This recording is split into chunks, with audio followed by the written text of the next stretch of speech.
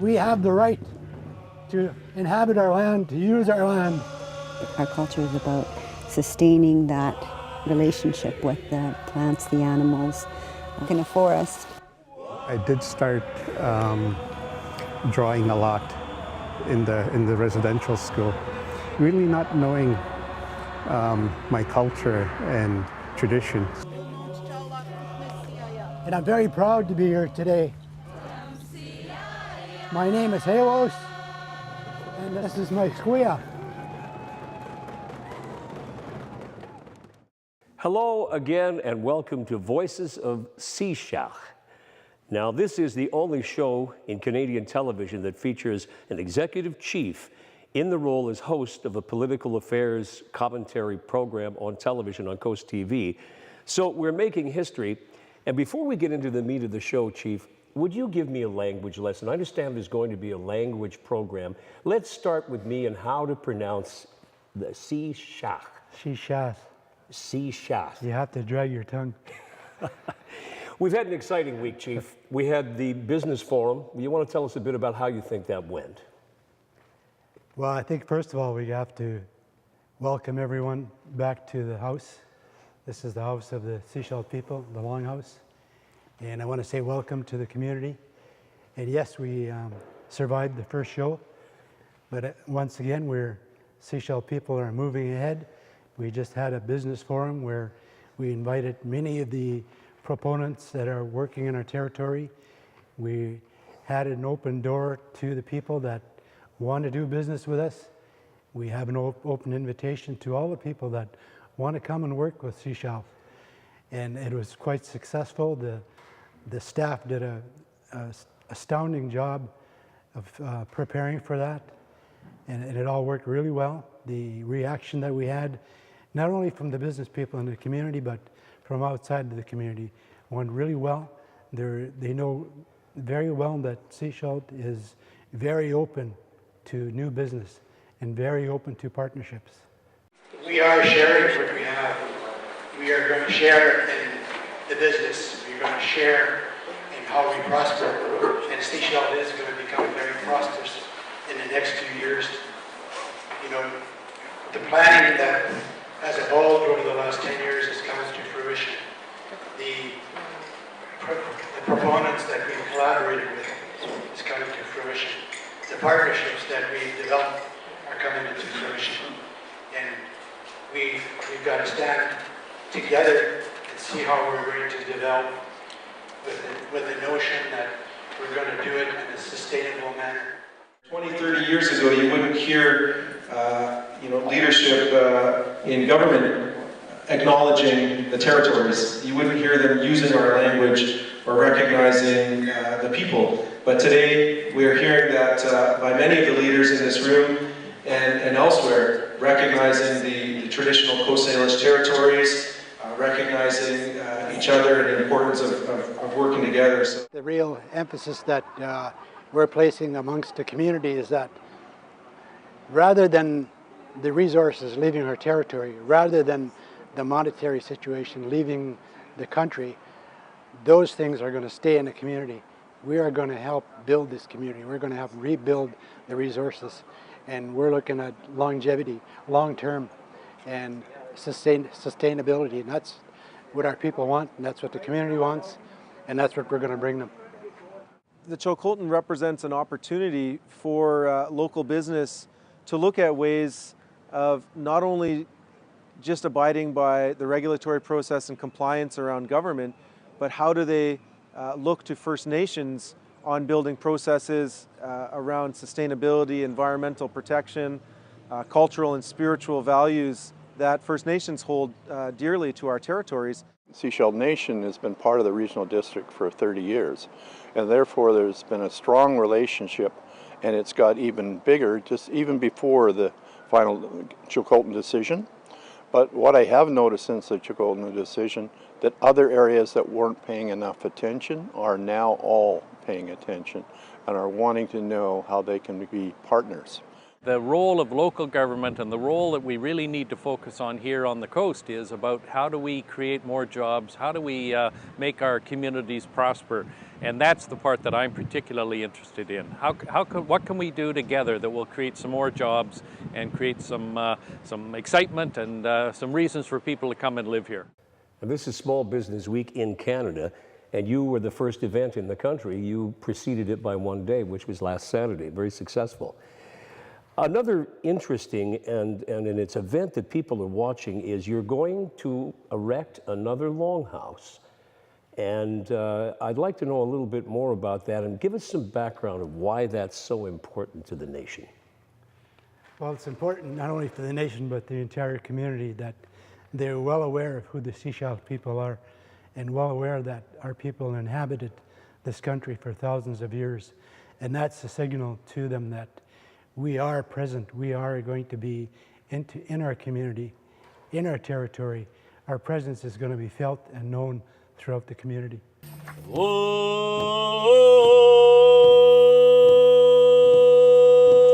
We're here today and gathering to celebrate the rehabilitation of our land. It's been far too long since the Shishalh people had their presence known, had their presence visible, that we inhabited this land for thousands of years. And as you know, we were forced off this land hundreds of years ago. And now we've reversed that order, and we're now relocating back to our traditional territories.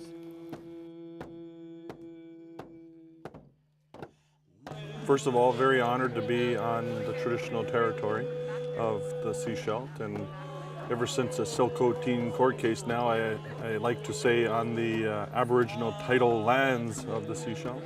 And this is a demonstration, of course, of that title lands that we have, and the fact that this is the first of 6 longhouses to be built is what we've been saying all along, is to implement, as the saying goes, of exercising your title and exercising your rights. And the fact that they've now into their first longhouse and 5 more to come throughout their traditional lands is it is part of the big overall strategy that all First Nations in British Columbia and Canada must start to do and implement. And literally, this is on the ground, literally. And they're exercising their rights that they've done for hundreds, if not thousands of years. Where we are today is called Shishalh, and it's a profoundly important site to the Shishalh people. All along this area, there was dense habitation, and our longhouses were just over to the left here. This is truly a homecoming to our people, because many of our people my age, our grandparents grew up here or they were born in this area. So thank you for joining us today. Our ancestors, you know, the remains are everywhere around here. If you look at the Silcoteen decision, which I'm sure a lot of people are aware of, you know, evidence of use and occupation is, you know, evidence of title. Well, there's evidence of use and occupation all through here. So the bottom line is, if you're going to take a burden of proof that was established in that case and apply it to this area, it's 100% title land. So, you know, it's very exciting that we're actually taking it back. What you are witnessing today in the celebration is bringing back the longhouse, bringing back the culture to this land, bringing back the spirit of this land. I want to thank all of our staff for the enormous amount of work to put this together. The artist, Shane Jackson, who was responsible for this longhouse. He's closely related to Gary, our former chief. Daryl Jackson.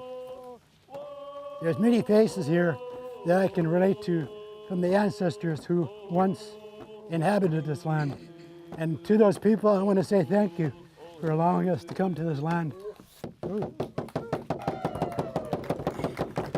Do you feel as chief and with your council that governments are paying attention since Silcoteen, and finally they're beginning to get the notion that you are indeed stewards of your own land and you are the landlords? Well, that's the signal we're trying to transmit to the government is that, yes, we're still here. Yes, we're occupying our territory. We're not only within the village territory, but we're into the community where our people inhabited outside the reserve land. And we were put in the reserve land to suppress our people. Well, we're breaking out of that boundary. We're breaking out of that eggshell that was set up for our people. We're going back and using our territory. And that's the message that we're sending out. We're surrounded in our set today with traditional weavers, and we're going to be talking to Jessica about that particular event and what they're doing and some of the history. And we welcome them into the Longhouse. It's kind of nice to have them here, and this is a big part of the culture. Well, of course, I mean, weaving was the mainstay of our people.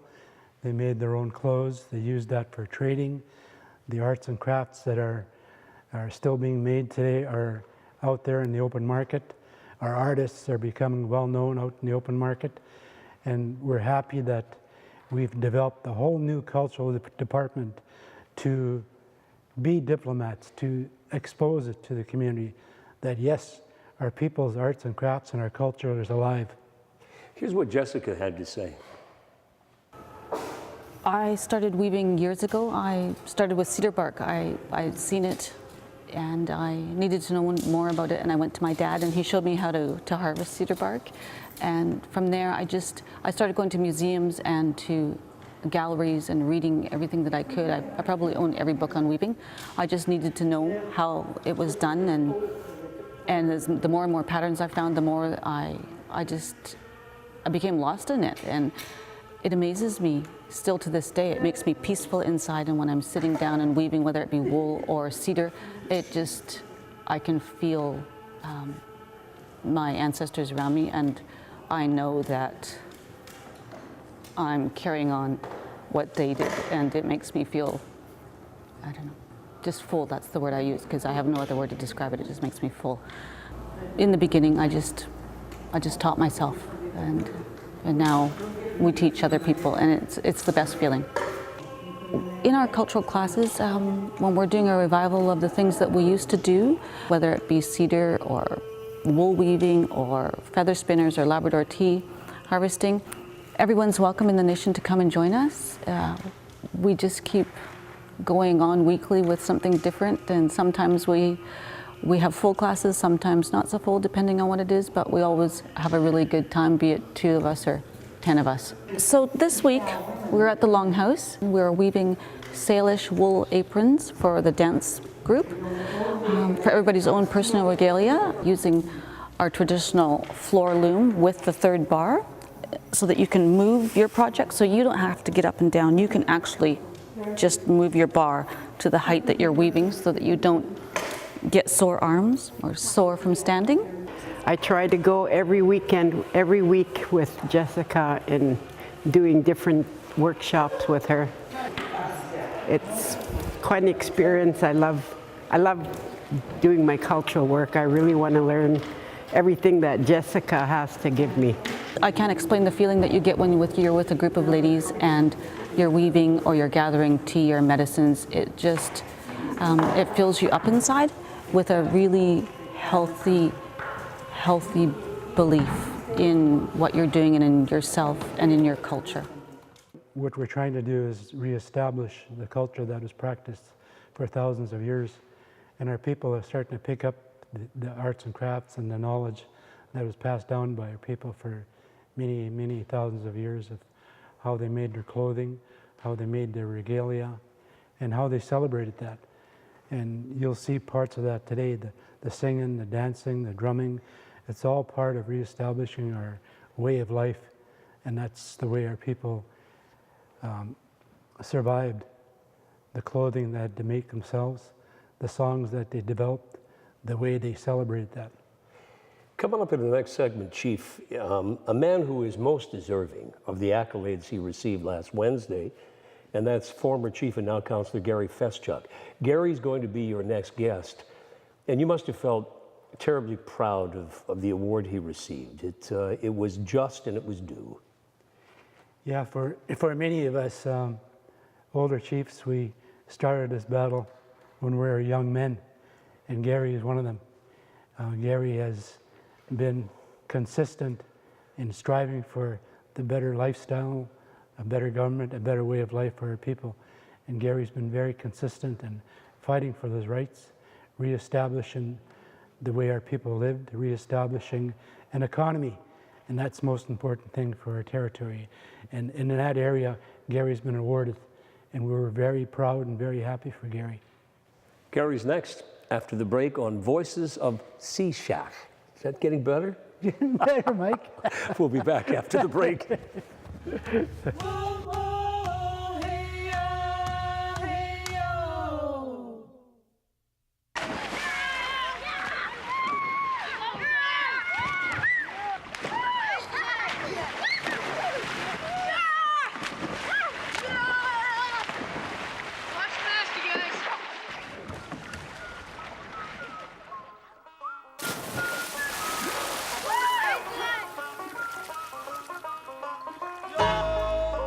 Knots.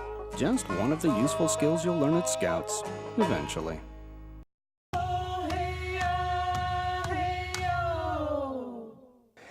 Our guest today is a man who has enormous respect in this community and in fact right across Canada for his work with this band. And we're very pleased and proud to welcome Gary Feschuk, now councillor, former chief, and an award-winning chief at that. And in terms of your work with the band, I mean, it's legendary. It's well over just like 2.5 decades. Of what are you most proud in your history of leadership with your people?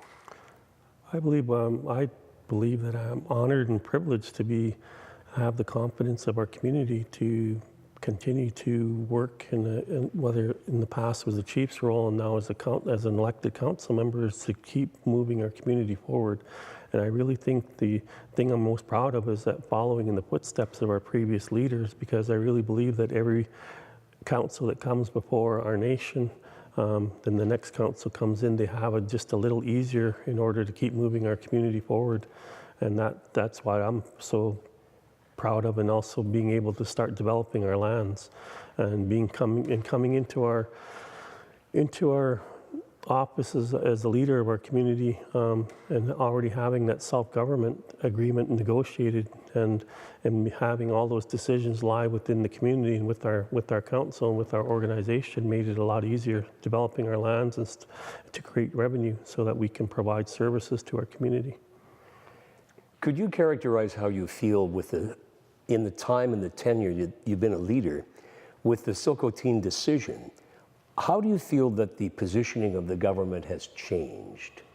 I believe, to me personally, the Chilcotin decision has actually changed the landscape for First Nations, and it gives the First Nations an opportunity now to have access to resources within their territory to be able to generate some wealth so that our community can become employed, whether it's through businesses or whether it's through employment, generating revenue from all those resources within our territory, whether it's revenue sharing, doing our own development, and becoming a true government within our territory again so that we can become self-reliant, self-sufficient. And I think those were the goals of all of our past leaders, of our elders and our ancestors, and now it's making it a little easier to get there. We still have to get there, but I really believe that the table has been set.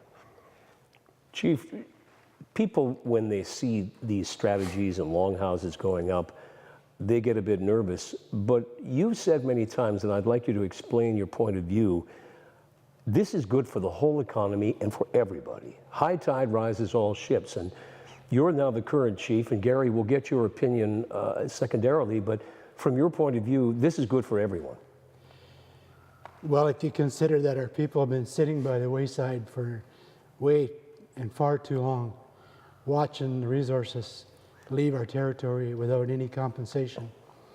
Now the time has come where Silcotin has given us the opportunity to assert our right, to assert the time for us to start reaping those resources, to start harvesting, to sustain ourselves in the manner that was directed by the Creator.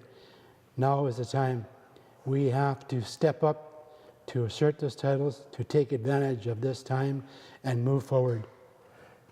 So Gary, in your point of view, this is a kind of a no-nonsense time. Yeah, it is. I mean, I believe with the declaration of title by the Chilcotin, we always believed that our title was alive. It just gives us an opportunity. Now, we don't have to wait for anybody of those longhouses that we're putting up. We're just asserting our rights and title to our territory and taking our rightful place in our territory once again. And I believe it's a good thing. It's a good thing for everybody, our nation and the whole Sunshine Coast who resides within our territory, just to showcase who we are as a people. So, Chief, you were in the audience, and I could see you beaming when they called Gary's name to the podium, and amongst other deserving recipients of the Aboriginal Business Awards, Gary was singled out for his contributions. Could you describe the feeling in the air when he rose up with the minister and went to the podium? Well, that was a historical moment, and I'm very happy the way they presented it. They chose to present Gary at the very last, and we waited all evening for that presentation to happen. And the feeling that we had was jubilation. We were very proud, and because this was presented on behalf of the BC Aboriginal country, and the many businesses within the territory were very happy that this one was acclaiming, because Gary achieved this through negotiation with the province, BC Hydro, all the local proponents, and Gary worked on that for over 7 years, and we were very happy for him and very proud of that event. Gary, I think a poignant moment in the night of all the things that you said was that your wife didn't attend many things, and she was in attendance, as with your family, that night, and that must have been very meaningful to you. No, actually, I was actually honored and I believe privileged to receive that award, and I was really honored that my family attended to accompany and my council and our nation while I received that award. She doesn't go to very many events. She does not want to have anything to do politically. She says that's why you're elected. She just stays in the background taking care of our family, but she is there as a support person when needed. But she does not attend. That's probably only the second event that she's attended within 25 years.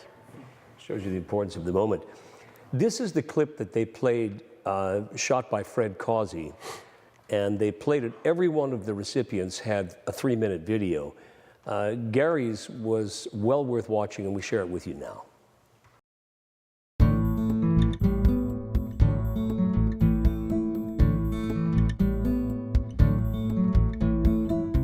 In the middle of town, signs of the Shishalh Nation are everywhere. This mall, developed by the nation, after successful phases 1 and 2, a third is on the way. Across the street is the Shishalh Nation Government, Education and Cultural Center. The business of the nation gets done here. Shishalh became an independent, self-governing nation in 1986, owning their own land. And that's a key to the strength they have now. I think the self-government agreement is that it pulled us away from being under the Indian Act with Ottawa, and it gave us the tools. We have our own constitution. It gave us the tools that we now, all the decisions lie with our council and lie within our community. And we do get the support of our community on a number of these initiatives where we go to referendum. And once the community gives us the blessing to move forward, then we do it very rapidly. And right now, there's a lot going on. It's very exciting about being able to move forward, and there's so many exciting things going to happen for our community. We now have our own forestry license where we're actually generating a lot of revenue from our forestry. We're now getting into the clean energy business. We're developing a skilled workforce that's going to provide contracting opportunity, employment opportunities. Just down below the hill here, we're building our own school right now. It's being built, and a lot of our community members are working on the project. We're now going to be looking at going into aquaculture, tourism. The influence of the Shishalh Nation can clearly be seen in the hospital across the street. It's on 10 acres of land the nation gave to the community years ago for $1. It just had a major expansion, and they incorporated our culture into the hospital, where the new wing looks like a bentwood box. And we also have a mural inside that takes up the whole wall of a sun mask and a canoe. For 27 years, Gary Feschuk has worked for the future of the Shishalh Nation, with 6 terms as chief and 3 terms as council member. He's also a hereditary chief with some clear ideas about what success looks like. Providing economic opportunities for our community, providing the education that our nation needs, allowing people to go off to university so that they come back and take their rightful place within our organization, revitalizing our language, revitalizing our culture, and allowing our community to start accessing resources within our territory so that we can become a thriving nation. Every day there's a different opportunity, and we try to maximize every single opportunity that comes before our table. He's optimistic about the future. 10 or 20 years, I think that we will be generating enough wealth that we can take care of our elders, take care of our community members, take care of our children, and even provide for the children who are unborn yet.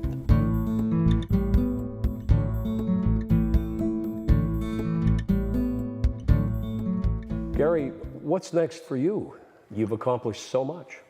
I believe what's next is that our nation, our council, and our organization are now going to go see we can negotiate these agreements with the province in order to take our rightful place within our territory. To me, there's no downside, because if not, then we have a number of strategies that are coming into play. One is a legal strategy, which is meeting with the government, a political strategy, meeting with the government, legal strategy. We have an active title case, and an economic strategy, which is we're meeting with the government with, and an assertion strategy, which we're doing by going out there and asserting our rights and title now to our territory. And so I believe that it's been a very fruitful fall, and I'm looking forward to negotiating some of these agreements so we can bring prosperity back to our people now. Well, congratulations, Gary. That was a wonderful night. It was a very well-earned and well-deserved award. Where have you got it placed? It's a big one. It's sitting in my living room. We'll see you on the next show. That'll be show number 3. Thank you for being with us. And we always end on a beautiful note, so we bring in our singers and we give the last song to them. Thank you for being with us.